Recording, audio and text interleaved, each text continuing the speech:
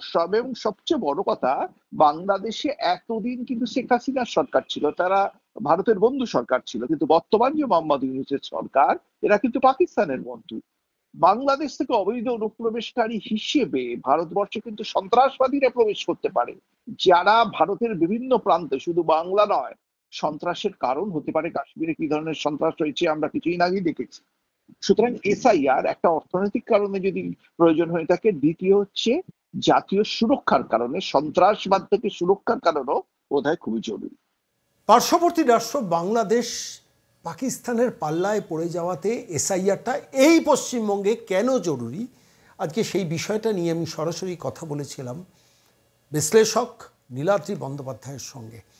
আমি তার মুখের কথা দিয়ে আজকের এই প্রতিবেদন শুরু করলাম, এবং আমি আবারও বলছি, স্পেশাল ইন্টেন্সিভ রিভিশন এই পশ্চিমবঙ্গের মানুষের ভীষণ ভীষণ ভীষণ জরুরি।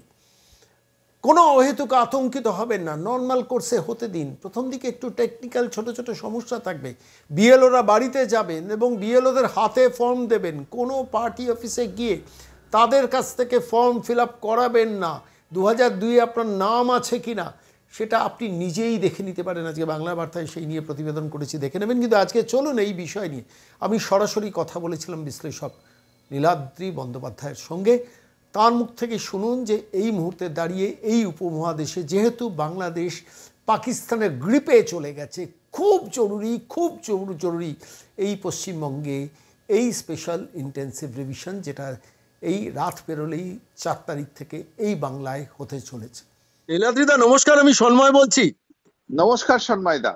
বলছি এসআইআর নিয়ে প্রচুর শোরগোল হচ্ছে, যদিও এসআইআর নিয়ে আমি ব্যক্তিগতভাবে বিশ্বাস করি এটা নিয়ে আতঙ্কিত হওয়ার কোনো জায়গা নেই। জাতীয় দেশের প্রকৃত যারা নাগরিক তাদের তো কোনো সংকটই থাকার কথা নয়, কিন্তু আলটিমেটলি এসআইআরটাকে বাধা দিয়ে আটকে ইন দ্য লং রান দেশ এবং এই ইন পার্টিকুলার পশ্চিমবঙ্গের বিভিন্ন দিক থেকে ক্ষতিগ্রস্ত হচ্ছেন। আমি বলছি বিভিন্ন অ্যাঙ্গেল থেকে ক্ষতি। আমার চাকরি, আমার কর্মসংস্থান, আমার শিল্প, আমার ব্যবসা, আমার অর্থ, আমার সম্পত্তি, আমার নাগরিক অধিকার, আমার অর্থনীতি সবকিছু বিপর্যস্ত হচ্ছে। আপনার অবজারভেশনটা একটু যদি বলেন। দেখুন, এসআইআর যে প্রয়োজন সে কথা প্রথম যিনি বলেছিলেন আমার জানা আছে বাংলা থেকে, তার নাম কিন্তু মমতা বন্দ্যোপাধ্যায়। 2005 সালে লোকসভায় দাঁড়িয়ে তিনি বলেছিলেন বাংলাদেশ থেকে অবৈধ অনুপ্রবেশ একটা মারাত্মক আকার নিচ্ছে। এবং এই অবৈধ অনুপ্রবেশের জন্য খুব ইন্টারেস্টিং ব্যাপার হচ্ছে, তিনি কিন্তু কেন্দ্রের ইউপিএ সরকারকে দায়ী করেননি, তিনি রাজ্যের বামফ্রন্ট সরকারকে দায়ী করেছিলেন। অথচ আজকে যখন এসআইআর করার উদ্যোগ নেওয়া হচ্ছে, তার দল তৃণমূল কংগ্রেস এই এসআইআর এর কার্যত বিরোধিতা করছে।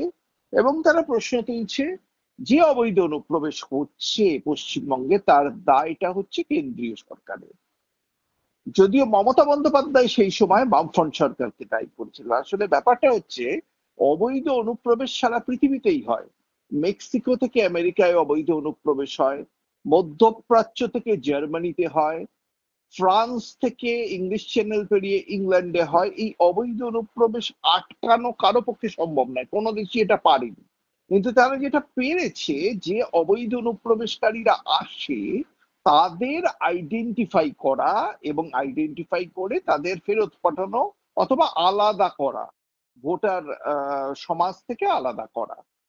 এসআইআর সেদিকে একটা গুরুত্বপূর্ণ পদক্ষেপ বলে আমার মনে হয়। আর এই অবৈধ অনুপ্রবেশের সমস্যাটা কিন্তু একটা মারাত্মক আকার নিচ্ছে, কারণ বাংলাদেশ আমাদের থেকে অর্থনৈতিকভাবে পিছিয়ে আছে, মেক্সিকো যেমন আমেরিকা থেকে পিছিয়ে আছে। যে কারণে মেক্সিকো থেকে আমেরিকায় বহু মানুষ আসেন, ঠিক একই কারণে বাংলাদেশ থেকে ভারতবর্ষে মানুষ আসবেন, এটাই তো স্বাভাবিক। কিন্তু এটিকে যদি নিয়ন্ত্রণ না করা যায়, তাহলে কিন্তু ভারতবর্ষের মানুষের যে এমপ্লয়মেন্ট, সেই এমপ্লয়মেন্টের সমস্যা হবে। এবং সবচেয়ে বড় কথা, বাংলাদেশে এতদিন কিন্তু শেখ হাসিনার সরকার ছিল, তারা ভারতের বন্ধু সরকার ছিল, কিন্তু বর্তমান যে মোহাম্মদ ইউনূসের সরকার, এরা কিন্তু পাকিস্তানের বন্ধু।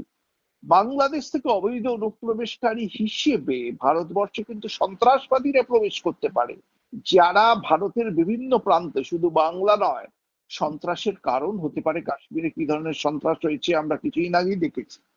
সুতরাং এসআইআর একটা অর্থনৈতিক কারণে যদি প্রয়োজন হয়ে থাকে, দ্বিতীয় হচ্ছে জাতীয় সুরক্ষার কারণে, সন্ত্রাসবাদ থেকে সুরক্ষার কারণেও বোধহয় খুবই জরুরি।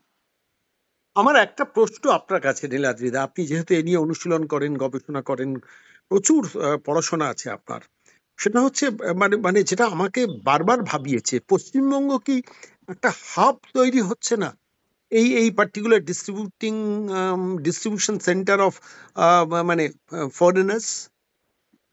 না না, এটা সন্ময়দা হওয়াটাই স্বাভাবিক, এবং এটা আমি মমতা বন্দ্যোপাধ্যায়কে দোষ দিই না, এটা বামফ্রন্ট আমল থেকেই হচ্ছে। ঠিক। বাংলাদেশ অর্থনৈতিকভাবে পশ্চিমবঙ্গ থেকে অনেকটা পিছিয়ে আছে, ভারতবর্ষ সমগ্র ভারতবর্ষ থেকে পিছিয়ে আছে।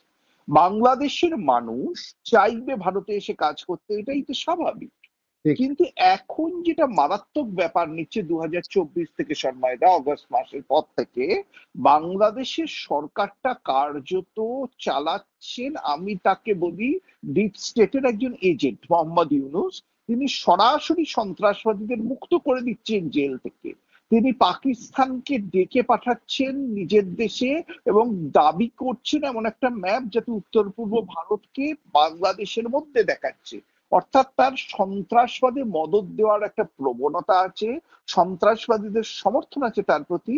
সুতরাং এই মুহূর্তে দাঁড়িয়ে কেন অনেকে প্রশ্ন করছেন এতদিন হয়নি এখন কেন হচ্ছে, এই মুহূর্তে পশ্চিমবঙ্গে এসআইআর এর প্রয়োজনটা কিন্তু খুব বেশি। দ্বিতীয় সম্মান না, আমি যদি ফিগার দেখি, 2002 সালে লাস্ট এসআইআর হয়েছে, 2002 থেকে 2024-এর মধ্যে পশ্চিমবঙ্গের জনসংখ্যা বেড়েছে 30.9%। ঠিক। কিন্তু আমি যদি ভোটার দেখি, 2001 থেকে 2024, 2001-এ বিধানসভা নির্বাচন হয়েছিল, 2024-এ লোকসভা নির্বাচন হয়েছে, সেখানে কিন্তু ভোটার বেড়েছে 56.1%। তাহলে এই যে 25% বৃদ্ধি, এই বৃদ্ধির কিন্তু সত্যি কোনো যুক্তিযুক্ত ব্যাখ্যা পাওয়া যাচ্ছে না। ভোটার বেড়েছে প্রায় 2,73,00,000। আমার হিসেবে এদের মধ্যে 1,23,00,000 মানুষের নাম বাদ যাওয়া উচিত, যদি জনসংখ্যার গ্রোথ রেট আর ভোটারের গ্রোথ রেট সামঞ্জস্যপূর্ণ রাখতে হয়। সুতরাং এই 1,23,00,000 মানুষ যদি পশ্চিমবঙ্গের ভোটার লিস্ট থেকে বাদ যায়, তাহলে ভাবুন সন্ময়দা, পশ্চিমবঙ্গে ভারতীয় জনতা পার্টির সাথে তৃণমূল কংগ্রেসের ভোটের ফারাক 2024-এর নির্বাচনে 43,00,000। 43,00,000 আর 1,23,00,000 তৃণমূলের সামনে কিন্তু সমূহ বিপদ হতে পারে, যদি আমরা ধরে নিই এই অবৈধ অনুপ্রবেশকারীদের অধিকাংশ ভোটই তৃণমূলের দিকে যাচ্ছে, যেহেতু তারা সরকারে আছে। ঠিক যেমন বাম আমলে বামেদের দিকে যেত, এটা মমতা বন্দ্যোপাধ্যায় নিজেই বলেছিলেন। এর দায়টা যদি বাম আমলে সন্ময়দা বাম সরকারের হয়, তাহলে তৃণমূল আমলে সেটা তৃণমূল সরকারের। এর দায় মমতা বন্দ্যোপাধ্যায় কখনই কেন্দ্রীয় সরকারের ওপর চড়িয়ে দিতে পারেন না, কেননা তিনি 2005 সালে বামকে দায়ী করেছিলেন, কেন্দ্রের ইউপিএ কে দায়ী করেননি অবৈধ অনুপ্রবেশের জন্য। অনেক ধন্যবাদ নীলাদ্রিদা, অনেক ধন্যবাদ।